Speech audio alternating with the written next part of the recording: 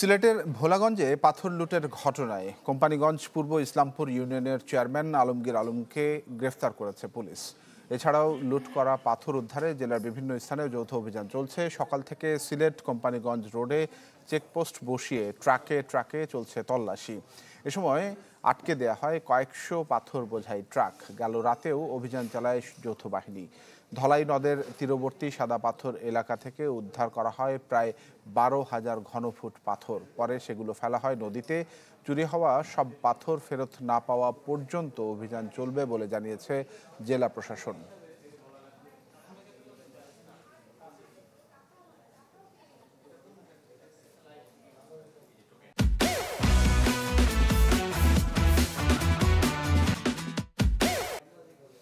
দর্শক, যেমনটি শুনছিলেন, সিলেটে লুট হওয়া পাথর উদ্ধারে অভিযান চালাচ্ছে যৌথ বাহিনী। এই বিষয়ে সবশেষ তথ্যটি জেনে নেব। সহকর্মী নীল মাহবুব রয়েছেন এবং ক্যামেরাতে রয়েছেন আমাদের আরেক সহকর্মী মুমিনুল হক আফান। নীল, আপনার পেছনেই দেখতে পাচ্ছি পাথর কোয়ারির সব যন্ত্রাংশ এবং আপনি অভিযানের খবরও আমাদেরকে জানিয়েছিলেন। আজকে সারাদিনের যে পরিকল্পনা যৌথ অভিযানের এবং আপনার যে পর্যবেক্ষণ, সেটি জানতে চাই।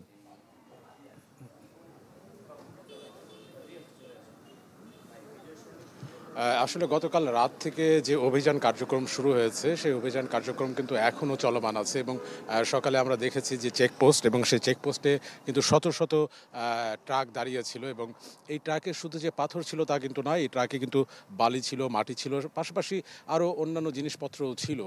পরবর্তীতে যখন তল্লাশি শুরু হয়, এই তল্লাশির পরে কিন্তু বেশিরভাগ ট্রাককেই আসলে ওকে সিগন্যাল দিয়ে দেওয়া হয়েছে, তারা যেতে পারে। তবে সেই গাড়িগুলোতে যে পাথর আছে সেটি কিন্তু এলসিকৃত পাথর এবং তারা প্রমাণপত্র দেখিয়েছে। আবার কিছু গাড়িতে আসলে কাগজপত্র দেখাতে না পারার কারণে কিন্তু সেই গাড়িগুলোকে আটকে রেখে দেওয়া হয়েছে। এবং এই মুহূর্তে আমি আছি একটা ক্র্যাশার মিলে, যে মিলগুলোতেও আসলে অভিযান চলছে এবং আমরা ভোলাগঞ্জ থেকে আসলে এই যে সিলেটের যে পথটা, সেই পথে আসলে যতগুলো এরকম মিল আছে তার সামনে আমরা পাথর দেখেছি, সাদা পাথরও আছে। তো তাদের কাছেও আসলে জানতে চাইলাম যে এই তারা বলছে যে এই সাদা পাথরগুলো আসলে 2.5 থেকে 3 মাস আগের নিয়ে আসা, এবং যেহেতু এই ক্র্যাশের মিলগুলোর আসলে বিদ্যুৎ সংযোগ বিচ্ছিন্ন, তারা বলছেন যে এই বিদ্যুৎ সংযোগ বিচ্ছিন্ন হওয়ার পর থেকে তাদের কাজও বন্ধ আছে, নতুন করে কোনো পাথর এখানে আসেনি। আমরা একটু মিল মালিকদের সাথে কথা বলবো যে এই যে ভোলাগঞ্জ থেকে এই সিলেট পর্যন্ত বিভিন্ন ক্র্যাশার মিলের সামনেও আসলে সাদা পাথর দেখা যাচ্ছে, তো অভিযানও চলতেছে। তো এই সাদা পাথর আসলে কবেকার, আর এই যে নতুন কোনো সাদা পাথর এখানে এসছে কিনা? ধন্যবাদ আপনাকে। আপনারা জানেন এই গত 1 মাস থেকে সাদা পাথর লোড হচ্ছে, বাংলাদেশে বিভিন্ন জায়গায় যাচ্ছে। বিশেষ করে দুপাগুল এরিয়াটা আমরা আজকে থেকে 1.5 মাস, কমে বেশি 1.5 মাস আগে ডিসি সাহেবের নেতৃত্বে এই বিদ্যুৎ বিচ্ছিন্ন করা হয়েছে। কিন্তু শুধু বিদ্যুৎ বিচ্ছিন্ন নয়, একদম লাইন এবং মিটার সহ আপনার নিয়ে গেছে বিদ্যুৎ অফিসার। আমাদের সিলেটে দুপাগুল কোনো পাথর নতুনভাবে কোনো পাথর আসে নাই মাসখানিকের মধ্যে। সাদা পাথর যেটা লুট হয়েছে এটা জাহাজ, বলগেট, বাংলাদেশের গাবতলী, কাশপুর, বাট আপনার ছাতক, সুনামগঞ্জ, বিভিন্ন জায়গায় জাহাজ দিয়ে, বলগেট দিয়ে পাথরগুলো লুট করা হয়েছে নদীপথে। কিন্তু সিলেটের পথে দিয়ে এটা মুষ্টিমে একটা জাহাজ সমান 100টা ট্রাক হবে, কিন্তু এখানে কয়েকটা ট্রাক যাচ্ছে। যে ট্রাকগুলো আটকাইল হয়েছে এই ট্রাকগুলো হচ্ছে বাঙ্গা পাথর। এটা কিছুদিন আগের বাঙ্গা পাথর, কিছু নতুন পাথর। এটা নামমাত্র পাথর দুপাগুল দিয়ে আসছে, কিন্তু পাথর মূলত সাদা পাথরগুলো লুট হয়েছে জাহাজের মাধ্যমে, বলগেটের। তাহলে যেহেতু এখানে অভিযান চলছে, আপনারা বলছেন যে এখানে পাথরগুলো আসেনি, তাহলে এই যে পাথর তো লুট হয়েছে, তাহলে এই পাথরগুলো কোন পথ দিয়ে আসলে কোথায় গিয়েছে বলে আপনাদের ধারণা? নদীপথ দিয়ে গেছে। এগুলো নদীপথে গেছে। ছাতক, গাবতলী, কাশপুর বিভিন্ন জায়গায় চলে গেছে, এগুলা জাহাজে বলগেটের মাধ্যমে আর কি।